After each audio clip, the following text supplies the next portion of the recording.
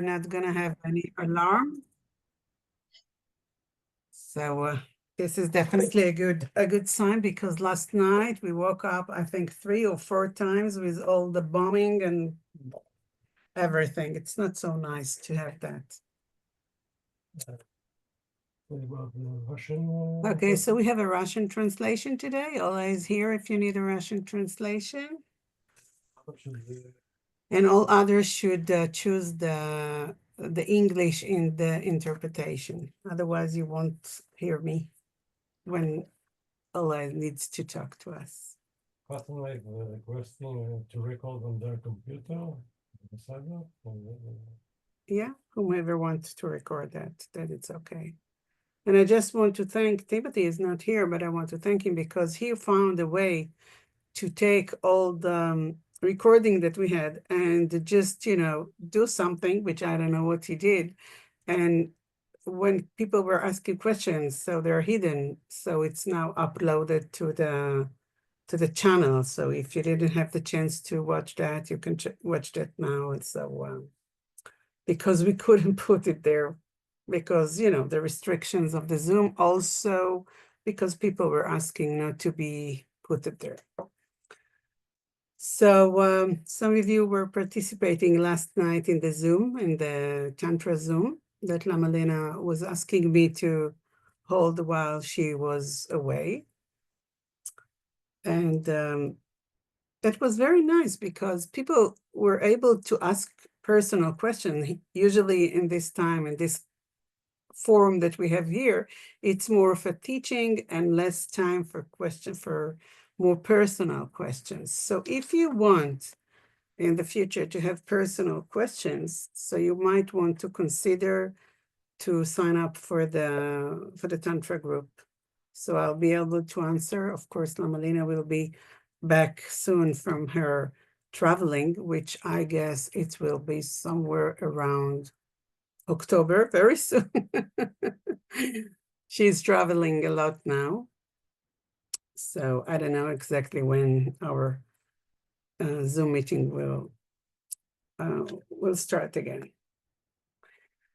So before we dive into the subject of this class, I just want to let you know that we are now in the situation that we are about to conclude the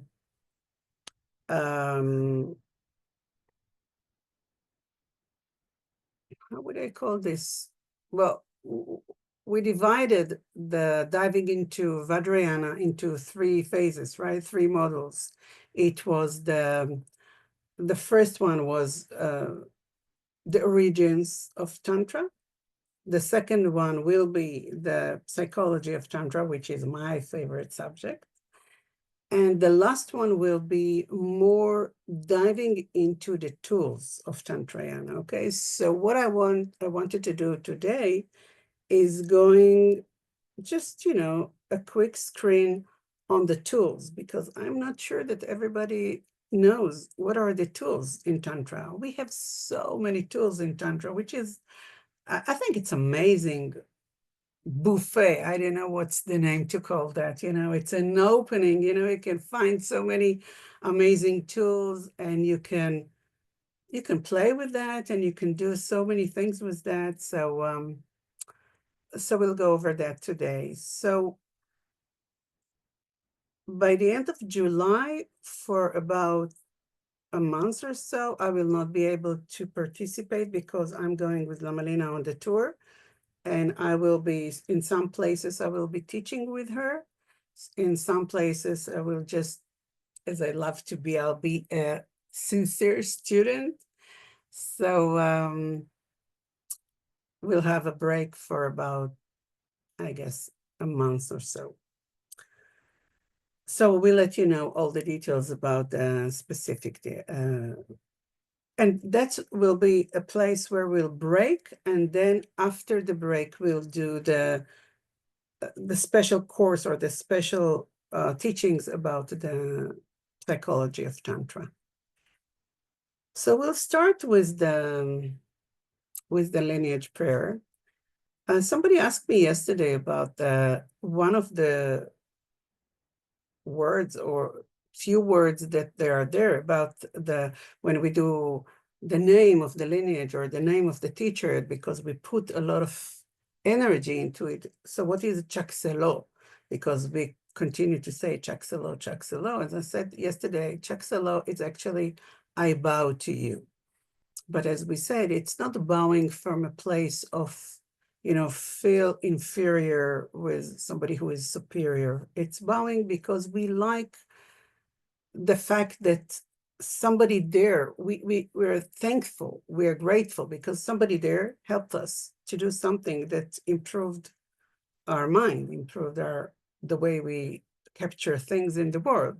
So this is totally different from something that has to do with lowering or lower level, upstairs, downstairs. This is not upstairs, downstairs.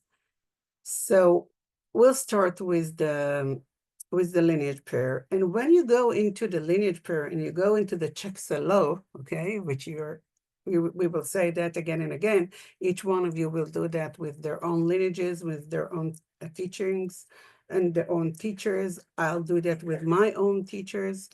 So you will be able to give some kind of, I hope, some kind of a lot of gratitude. A lot of gratitude comes with this bowing, with this chakselo. Okay, so we'll do that. I hope that you know the words for that. So we'll open with trying to connect heart to heart with the lineage or with one of the teachers or one of those Buddhas that you have some kind of a strong connection with them. It doesn't have to be in a specific order. The order is yours. So just be there with your heart, with your mind, open-hearted. Chöku'i kundu zango vagamboi, doje sembagerab doje dang, shere singiba du singlabde, edang ma zotatu susumchi. Zokchen chupalamala sova ade organ pemajunala sova ade doje chan chetirora rodang mapamila gompo tsatsapa na pupadang palden so Kagyu namanam la sova.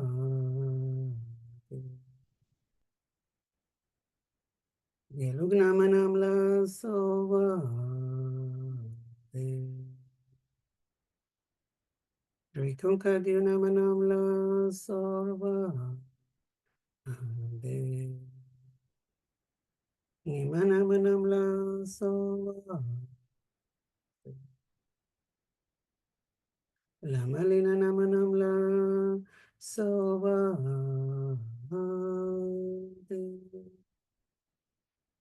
Pakandu zangdang yerme pa gongerab doje shingtrak pa jetidang nisume pai palamanum cento.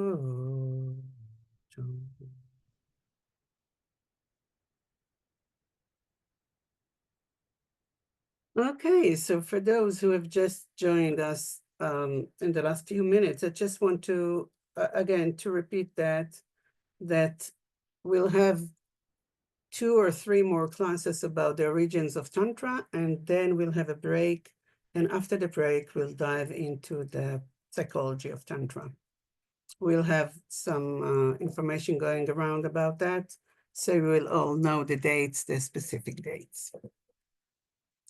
So as we said, I just want to give us some brief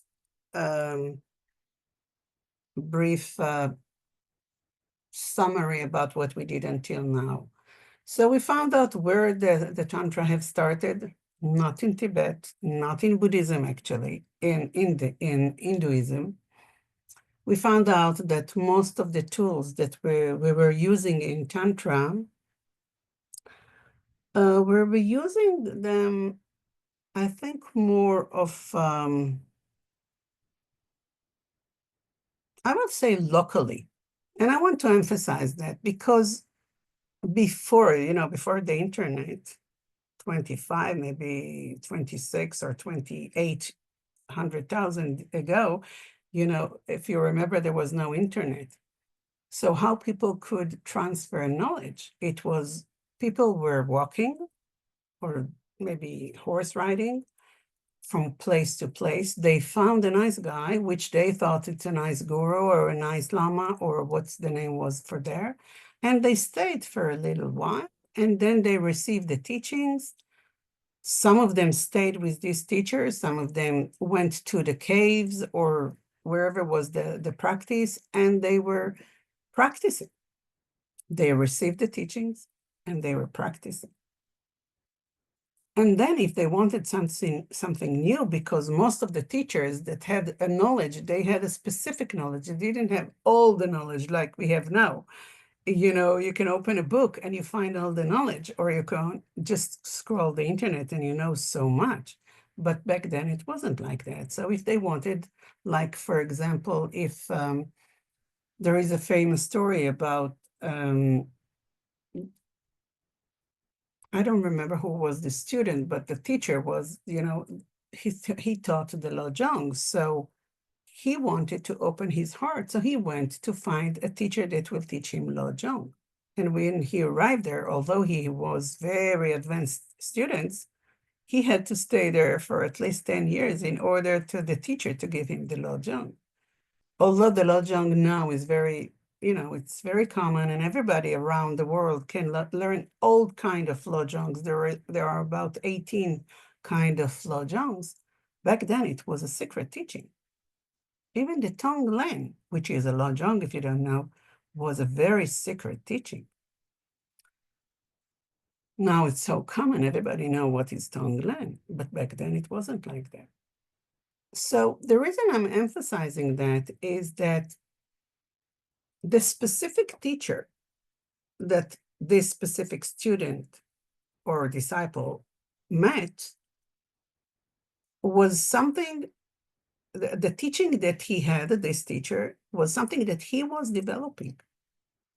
He developed this teaching and he emphasized those things that was important to him, and he brought a lot from his experience into the table and brought this experience down to the lineage, to the students.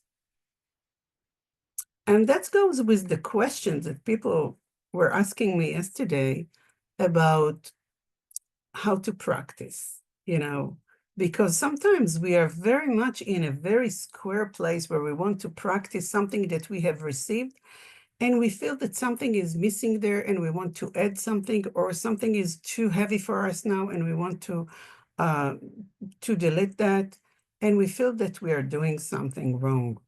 But I want to give you the context, where the Tantra was developed. It never was something that was very strict. We are the Westerners. We go to the university and, you have prerequisite and you have exams and you have all kinds of things. And people are saying that's what you should do and what you shouldn't do. And we bring that to Tantra as well. But just bear in mind that Tantra was something that has been developed locally by a local teacher in a local culture and with a local, I will say, context of environment where the interaction between the students and the teacher. In all the sutras, by the way, it says that, the Buddha gave a teaching in the request of this and this student, right? So he wasn't just, giving all the teachings just like that. Somebody was asking for the teachings. And when the Buddha gave the teachings, he gave it specific to this specific disciple. That's why in the sutras it says, upon the request of this and this disciple, the Buddha said that and that. So what I'm trying to say here is be open to that. Don't squeeze that. Don't put should and shouldn't so strongly. In the Dzogchen, there is a phrase that say Chöku'i, and Chöku'i is the dance of creativity, dance of reality. It's happened to be, as you may know, that Lama Lina gave me this name. Yes, I am dancing with the reality. So dance with that. Okay, dance with the reality of the Tantra. You have a lot of balls that you can play with. So maybe you're not familiar with all the balls. And sometimes you feel that this tool will be much more important to you and will benefit you much more than the others. Okay, play with that. And then maybe after a while, you feel that you want to change the tool, the ball. Go with that. And if you're not sure, so ask your teacher. You know, as I said before, if it is a genuine teacher, he can tell you what is right and what is wrong, and what you need and what you don't need now.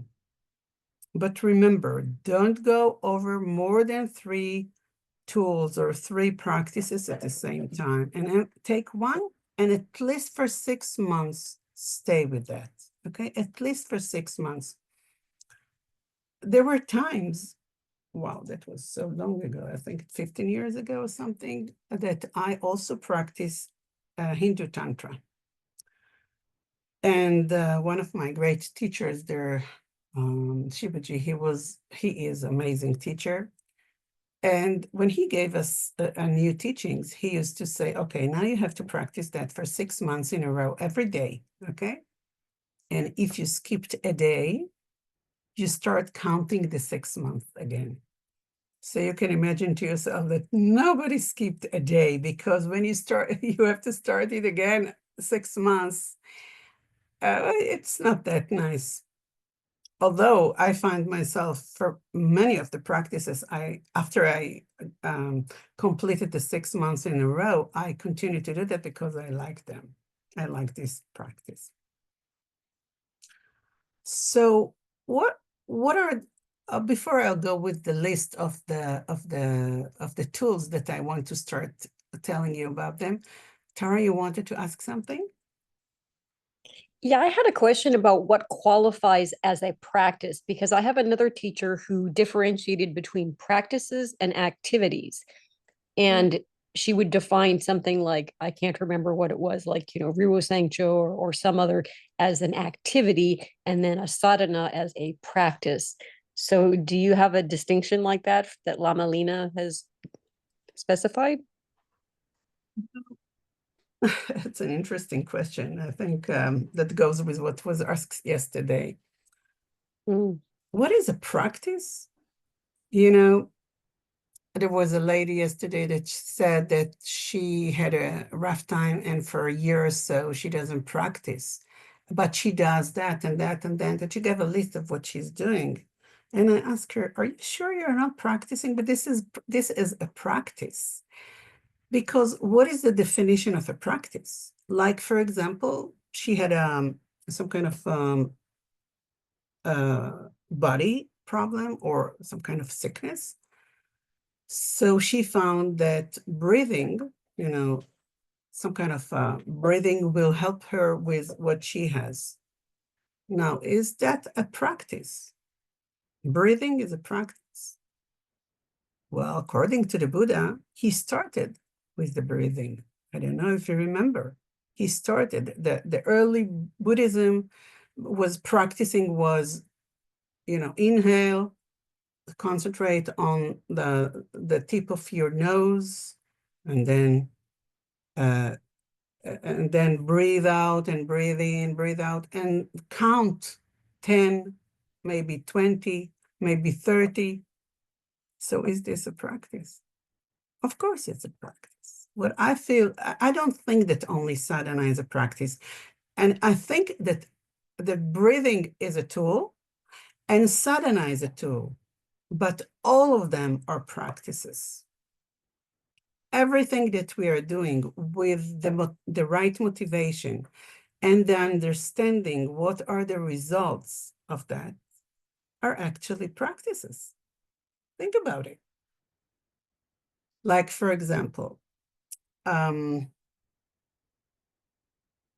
when Amalina gives, when she sees somebody who has some kind of low energy or some kind of depression, okay?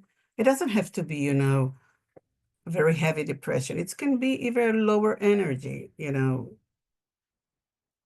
So she usually she gives them the practice or the doing of going out, find birds or insects or what insect or whatever they found, and just, you know, wishing them, try to be them, and doing the Om Mani Padme Hum mantra, okay? And you do that, you go, you walk around, you look around, you see the birds, and you see a bird, and you hear her singing, and you're relating to the fact that this bird is, you know, maybe she's singing now because she's very happy, but maybe she's singing now because she's longing for her, I don't know, her spouse, or maybe she is hungry, or so you feel her, this bird suffering, but also you feel like the bird. So it's eliminate the definition between me and the bird. You become the bird. And then you do the Om Mani Padme Hum. Is it for the bird or yourself? So you do this practice. It takes time to find the right rhythm with that. So how would you call that? I can tell you that I practiced that for some time back then when I was in a very low, very shallow. I wasn't in a deep depression, but I wasn't good. And Amalina saw that and she gave me this practice. So of course, I mean, she gave me those instructions. Okay, I'll be more specific. She gave me those instructions. Is this a practice? What do you think? It's a doing. You go out, you walk, you see birds, you have some thoughts about that, you do the mantra, and you continue walking. So I find everything is a practice as long that you have the right motivation and as long as you know that those are the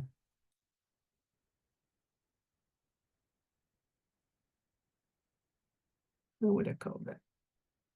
It's not just the motivation, it's more of like the lojong, it's more of a mind transformation. You know that you're doing something in order to something to happen. You don't know what, you don't know when, but something will be happening. And that's how Tantra works. You don't know how it's gonna come to you. You don't know when the transformation will take place. You don't know how the transformation will take place, but you know for sure that the transformation will take place.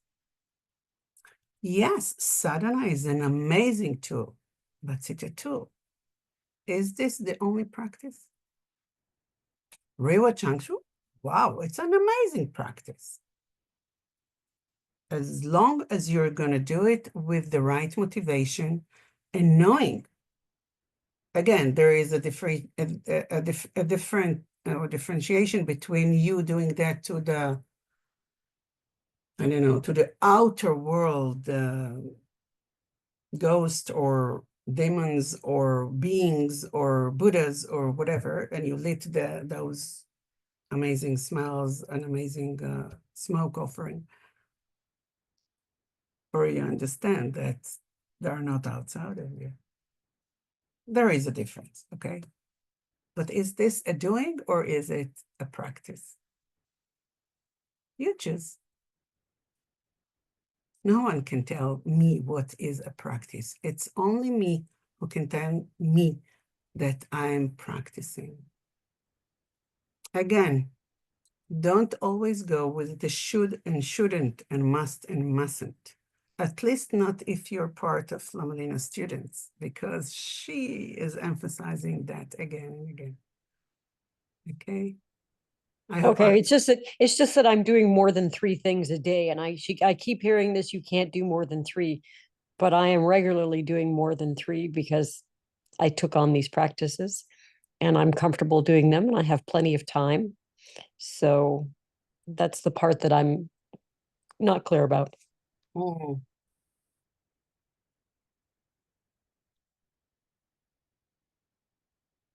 I don't know about that because, you know, I also do a lot of practices a day. I'm not doing the 3, but I do maintain my 3 practices a day, which are very, I hold them very dear. Lamalina usually says go from full moon to full moon. She is emphasizing a month long, okay, from full moon to full moon.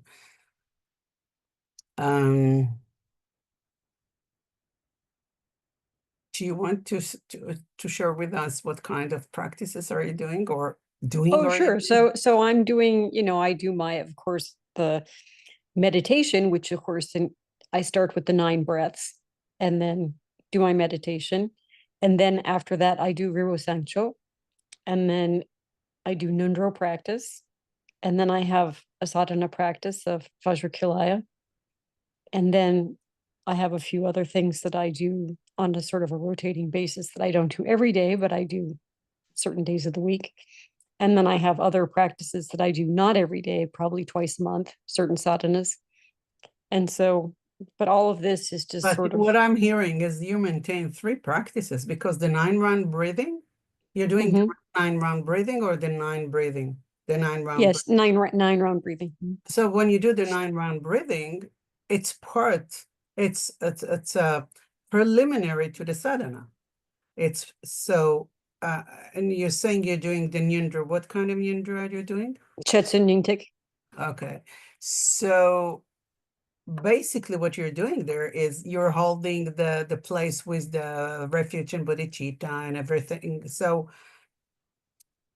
when you go within the sadhana, what Vajrakilaya sadhana are you doing? The Gorjins one? No, it's Duja Rinpoche. Dujam Rinpoche. Okay. So it's shorter than the long. Well, he has multiple versions. There's the Okay. short, the medium, and the long. So Okay. So which one are you doing? I do the short one every day. The short one. So if you do the short one and you do the Nyundra, so basically what you do is you just added to the short Vajrakilaya an additional practice that is the refuge bodhicitta, whatever, I don't know, mandala, I don't know exactly what are you doing in the Nyundra, but you add that. You know, when you look at most of the sadhanas, I'm talking about the long sadhanas, most of the sadhanas have the same structure. They have the refuge, they have the bodhicitta, some of them have the 4 immeasurable, then they have the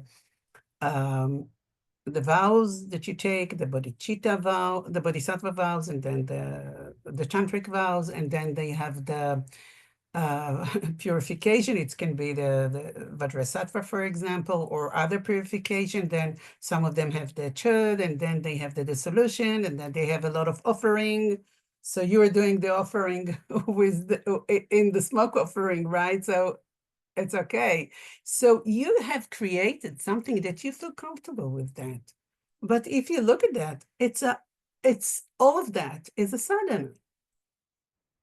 Who has decided that this sadhana, like the elaborated sadhana of Vajrakilaya, for example, who said that this is the right, because you found the right way to do the offering, which is the Rewa Chankru, and then you find the right way to do the bodhicitta and refuge and whatever, which is the Nyundra for you, and then you do the Vajrakilaya, short one. So is this a sadhana or not? Is this one practice or not? This is the question is like, okay, does that count as 1 or does it count as 5? Or I mean, how do you determine that? Who is counting for you? I don't know. I'm just trying to discern You what this found, instruction of 3 practices, yes, how does that work? So I think that you found an amazing way to create your own sadhana. And Okay. that's what I'm trying to say to those teachers back then. That's what they did. That's exactly what they did. I think I told you last time that there are about 36, I don't remember, 36 or 38 versions of Vajrayogini, which is my main practice. And I'm not talking about the length of the practice. I'm talking about lineages 36 or 38 lineages, different lineages. So this one put this is before that, this one include that, and this one exclude that, and this one. So how did it happen? It happened because a specific practitioner found something that inspired him with this and this, and he combined it together, and he said, okay, I want to do that, and I want to do that.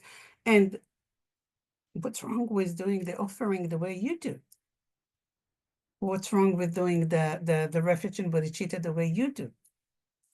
So I think this is not what Lama Lena meant when she said 3 practices.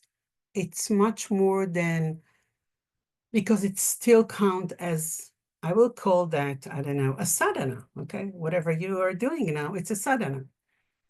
I think it's more, or for example, if you're emphasizing, let's say, if you're doing Tara and you're doing Vajrakilaya, and then you're doing Vajrayogini, and then you're doing the completion stage practices, and then you're doing Chad. So where do you put your energy? Do you understand the difference? Because when you do Tara, it's a specific energy. And when you do Vajrayogini, it's a totally different energy. And if you do Vajrakilaya, then of course it's a totally different energy. So I think that she's emphasizing that much, much more, okay? And also, if you want to learn something, deeply, that's how you do it. You dive into something. And then when you have it in hand, you can go to another one as well. Good. Thank you for the question, because it's really bring us to the topics about the tantric tools. And when I was thinking about that, I thought, when I prepared the list, I was thinking about it, you can call that tantric practices, right?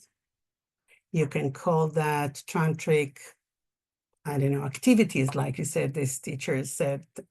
But I found that the word tools is more appropriate here, because those are tools.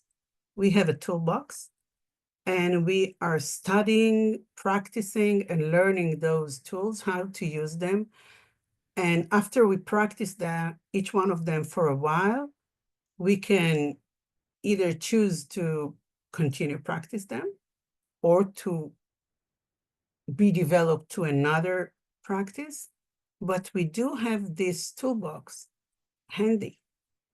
But I think that most of us, we don't know those tools, because there are tools. Okay, so I want to go over the list with you guys, and to try to say, and thank you, Tara, because what you just said was something that really brings a lot of, it's resonance a lot of with what does it mean to have a tool in hand, okay?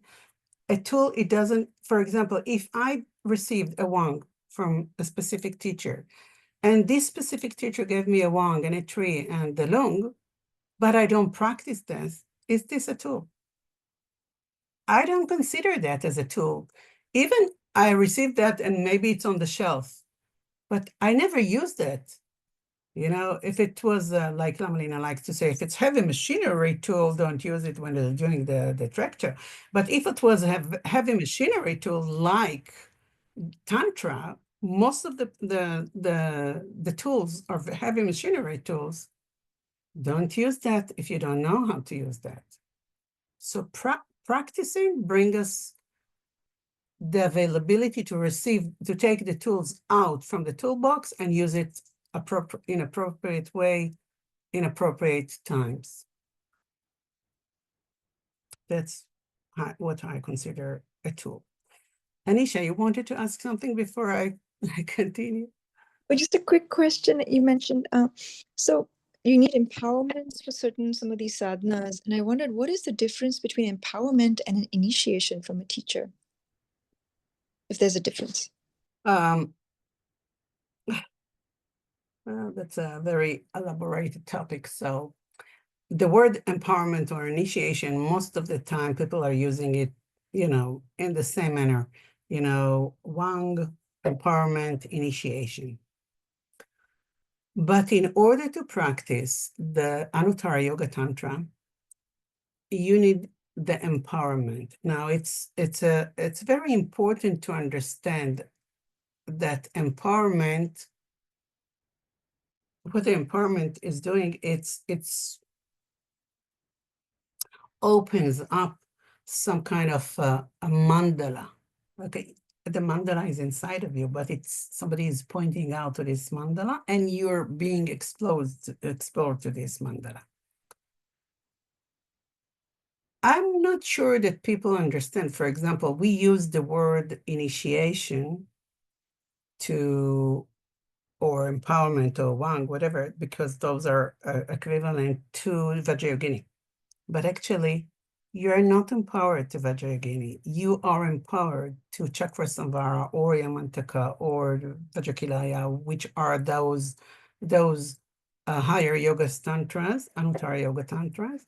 And when you receive Vajrayogini, I don't know. The word in Tibetan is Jinlab. Jinlab is you have received a blessing. It's not Wang, it's not initiation.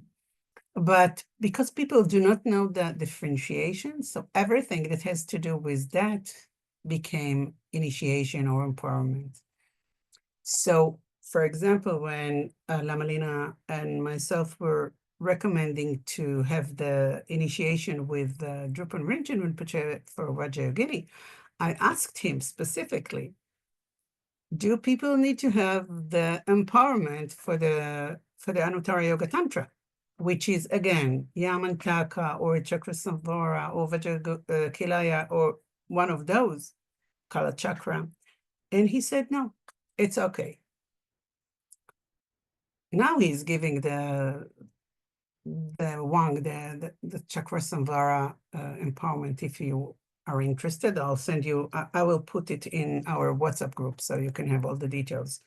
He will have that online on, I think, in July. I don't remember exactly those dates, but we'll give you all the information. So, but for example, for the deities, the archetypes for Kriya Tantra or Charya Tantra, you don't need the initiation. You just give, somebody is giving you the lung. You're not getting into the mandala. It's a totally different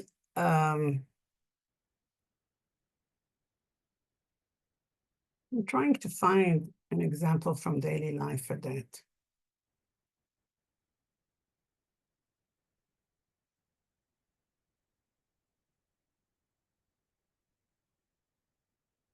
I don't have any example now. I'm going to the doctors again. So there is a big difference if you are studying about the, you know, how the body works and everything, and then somebody is bringing you into the operation room and gives you the knife in hand, right? So that's my equivalent to being brought into the mandala. You're getting into the room where everything is happening. It's a totally different energy. It's a totally different environment. It's not, you know, it's not theoretical, although you can practice that outside the mandala also. But if you're for the first time get into the operation room, I think it's a different energy rather than sitting in the university and studying about body parts and stuff like that. Maybe I'm not giving the right example for that. So let's go over the tools, and maybe you'll have more understanding about how that works when we go over the tools. So again, we're going over the tantric tools, and I'm going all over the classes from Kriya Tantra, Charya Tantra, Yoga Tantra, and Anuttara Yoga Tantra, okay? So we always start with the Nyundru, like Tara said, that she's doing a Nyundru. I don't know exactly what she's doing now, but what we have, Nyundru, it's a tantric tool. Although you don't think so, it's a tantric tool. It's a tantric, although it's a preliminary practice in order to receive Tantra, in most of the cases, you're already practicing the Tantra in these two. This is more of, it's less advanced too, but some of them can be very advanced, okay? So what do we have as a Nyundru? We have the refuge. Usually teachers are asking people to do 100,000 if they're not student of Lama Lina, which she never goes for the counting, okay? She goes for what is happening with the person, how it affects them. So we have the refuge, we have the mandala offering, we have the prostration, we have the Vajrasattva, the mantra and purification visualization. We have Guru Yoga. In some places, we also have water walls. I don't know if you know, on the altar, you know, the Amahonga, Mahonga, Mahonga, what you're doing with the water bowls. We also have Tata, you know, preparing the Tata. I don't know if you know what is the Tata. I'll give you a brief. It's molding. I don't know if you see that. Can you see that? Maybe you can. It's a mold that people are molding 100,000 or I don't know, 10,000 molding of a specific deity or a holy object, okay? So Tata, it's also a Nyundru. In the Gaelic tradition, by the way, you have 9 Nyundrus. Usually in other traditions, rather than the Gaelic tradition, you don't have so many Nyundrus. Usually are those the 5. Or such a kadra, for example, or damtsik dorji, which is also some kind of, I would say, purification tool. Okay, so all of that goes into the tantric tools, which is the headline for that is the Nyundru. So then, and you don't have to do all of them, and you don't have to do any of them unless the teacher is, your teacher is instructing you to do that. And why would they instruct you to do this or this Nyundru? Usually goes with the fact that they want to prepare your channels. In Tantra, we are, at the end of the day, want to work with the channels. Our channels are blocked and, you know, they're crooked and blocked. So each one of the practices is opening up those channels, okay? Then there is another tool. It's the yidams. Yidams are the archetypes that are there. You know, there are different archetypes. Different archetypes brings different results and brings different symbols and bringing a lot of energy with that. So, but you can practice that, you know, very in general, you just can put a tanka of a yidam. I don't know, somebody was talking here. Okay. So so we have the yidams as a tool, okay? Why would I use Vajrasattva or why would I use Tara or Vajrayogini? It's a different energy. And I want different, if I want a different energy right now in my life, I will choose the one that I think, or my teacher will choose the one that I think is preferable. So if I have few items in my toolbox, do I use them in a different manner? Yes, I do. Like, for example, when I asked Lama Lina,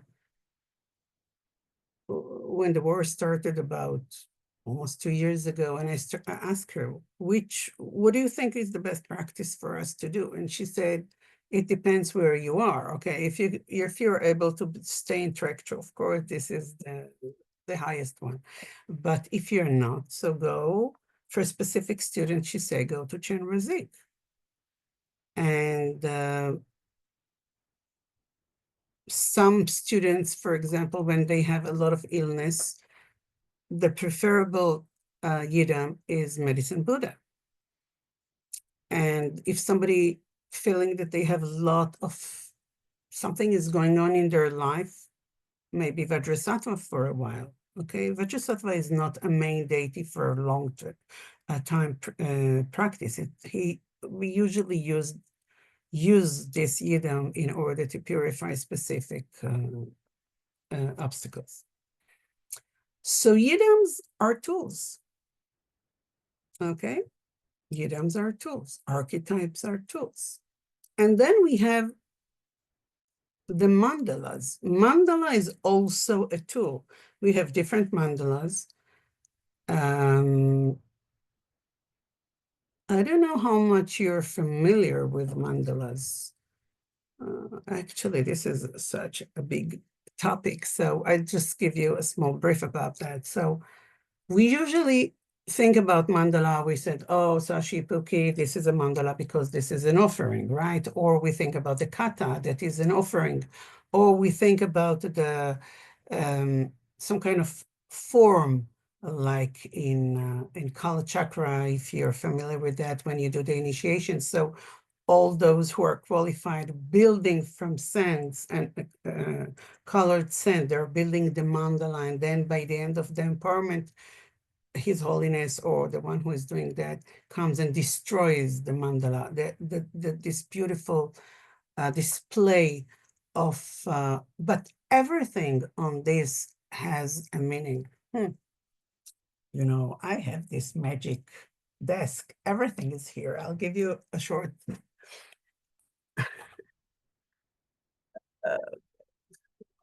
ring in here. So for example, this is a mandala, right? You see this?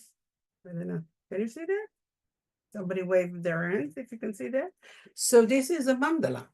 So this is something very unique, okay? But you know, for example, when Amelina working with emotions, it's always working with the mandala, right? What is north? Who is north? Of course, it's Amoghasiddhi, the Buddha of the jealousy, who transform into the all accomplishment, and we have different Buddhas. So there are a lot of symbols here, a lot of symbols here that we work with. Each one of the deities has a different mandala. So if you want to learn more about that, so you dive into it, and then when you enter the world of this specific deity that you're practicing, you are in the mandala. You are part of the mandala. The mandala is not outside of you, the mandala is you, right?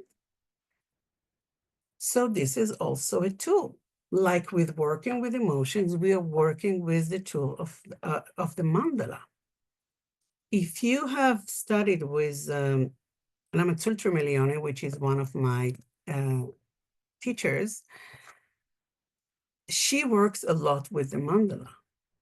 When we'll dive into the psychology of Tantra, we'll work a lot with mandala because, you know, Jung, who was Freud disciple or colleague at the end of the day, he worked a lot with the mandalas.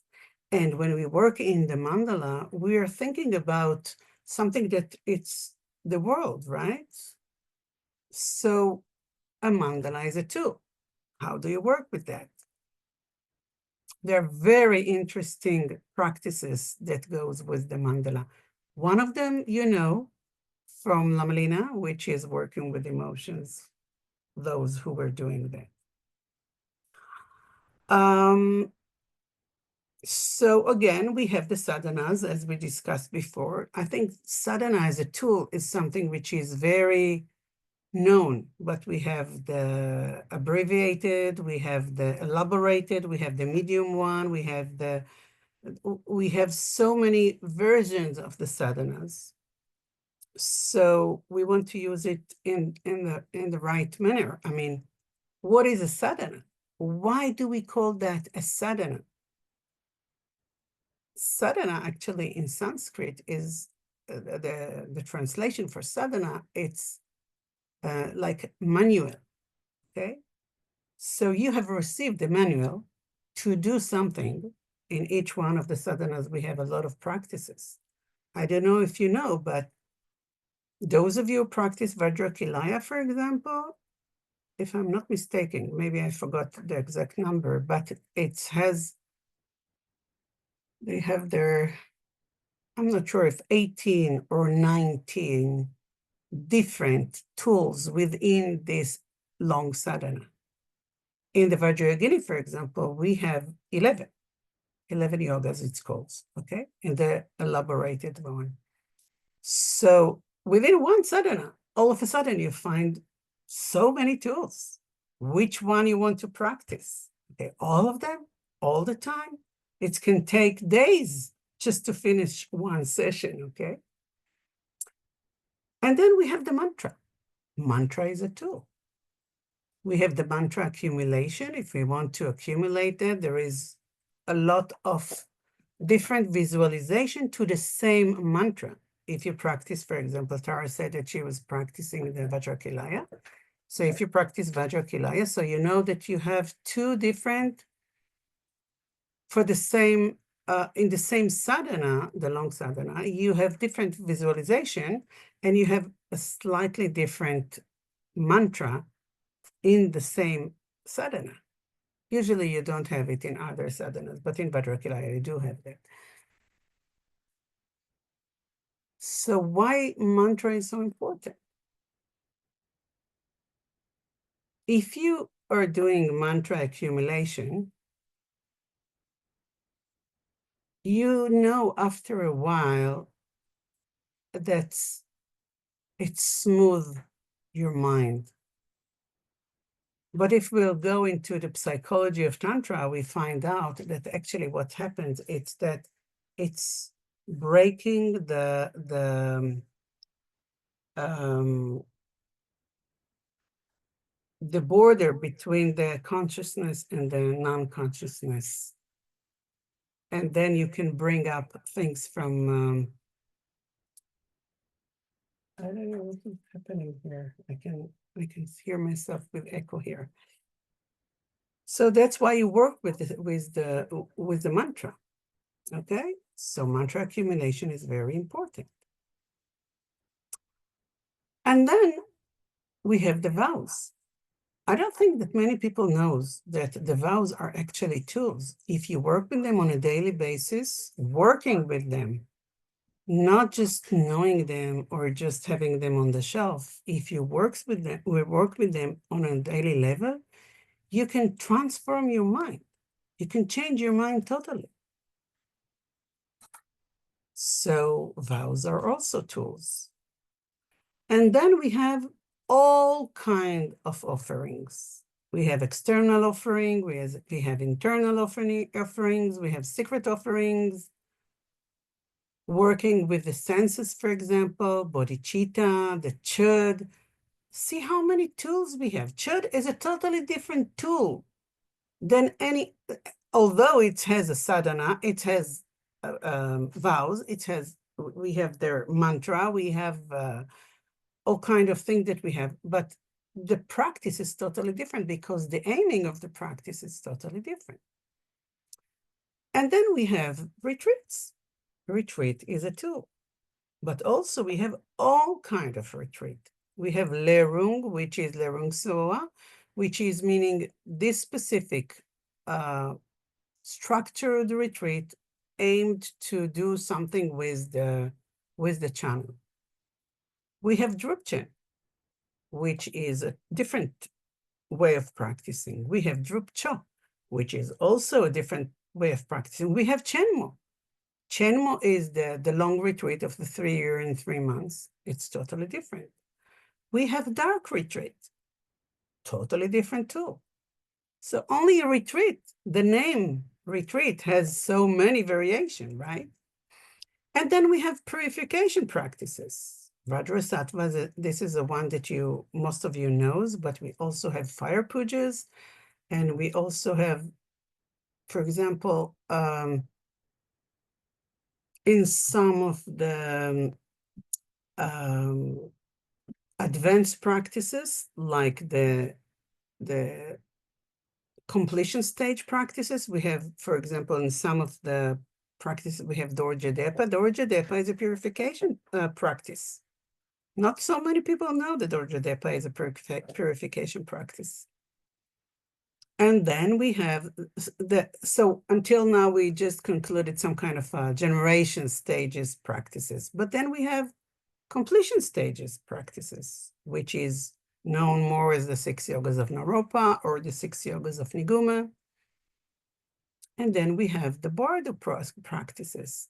Bardo practices also have different aims and different goals than other practices. And we have few of them, not only one of them. Those of you who were practicing with Lama Lina the Bardo processes, we had few with her, and she's now in Europe. She's going to give us more of them. For example, in the Bardo processes, some of the lineages have the Poa. Poa can be a tool within the 6 yogas of Naropa, or it can be a tool within the Bardo processes. It depends how you practice this and what are the instructions. And then we have another tool, which is the self-initiation. We have the external initiation or empowerment that we are receiving from the teacher. But if we are doing specific practices in a specific manner, the teacher can give you permission to do self-initiation. And then when you do the self-initiation, you become the deity. You are going over the empowerment again, but not from external. You're doing it yourself. And you have the self-generation, and you have the front generation, and then you have the generation of the vase, and you have the empowerment itself. And then we have another tool, which is the dissolution.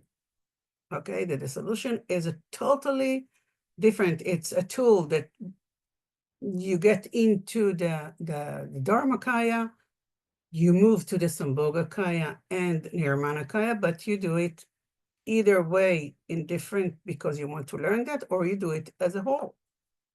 And then we have Mahamudra, the pinnacle, of course, is Mahamudra or Dzogchen. And only in Dzogchen, if you're a student of Lama Lina, you know how many practices we have there, right? We have the Tawa, Gom, and Sopa in one way, and then we have the preliminary for that. All those, Rushin is a preliminary for Dzogchen. It's a different Nyundro. So I hope I didn't bother you with this long list. But just imagine to yourself having all those tools in your box. Isn't that amazing?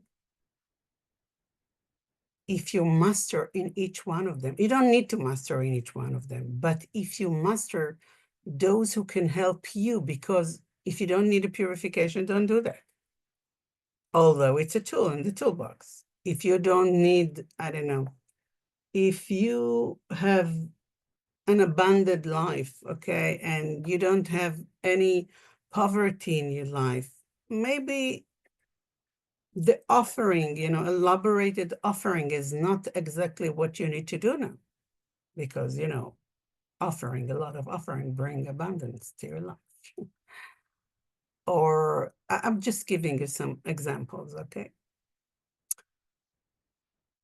Maybe I forgot some tools, I don't know. Sure I was. I'm not sure what, but maybe I was.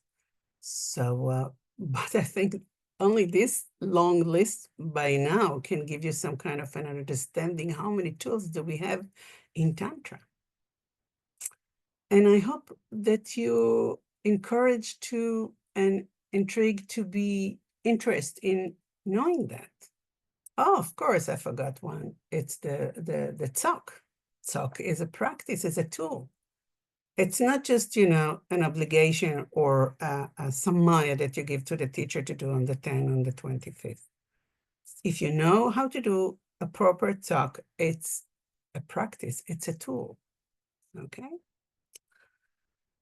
So I hope It was helpful to go over the list. If you have any questions, we have a few minutes to have one or two questions with regard to the tools or something else you want to ask. Yes, Jennifer, but please open your camera because I cannot see you. Good. Hi. Yeah, so you did mention earlier about Vajrayogini. You only need the lung if to practice. I asked Lama Luna for her blessing to do the Vajrayogini so that I could practice the Chöd. So would Drupon, the one you have on your YouTube, would that be sufficient to start practicing the Vajrayogini? Okay. Sure. And he gave the Wang, he gave the Lung, and he gave the tree. So you had the three of them from a very qualified teacher, okay? We wouldn't have recommended that if we didn't think that, because he is, to me, he is Vajrayogini, okay? And of course, also Chakra. I just want to give you a small story about that. When he first gave the Chakra Samvara online initiation, when he gave that, so all of a sudden, I wasn't there because it was in the COVID. So all of a sudden, and when he started to do that, Gurcharan Rinpoche entered the temple. And if you have seen Drupal Rinchen Rinpoche, you see how humble he is. He's so humble. He is amazing. And then when he saw Gurcharan Rinpoche, he said, oh, okay, it's not me. I mean, now it's Gurcharan Rinpoche going to do that. And Gurcharan Rinpoche said, no, I came to take the initiation from you.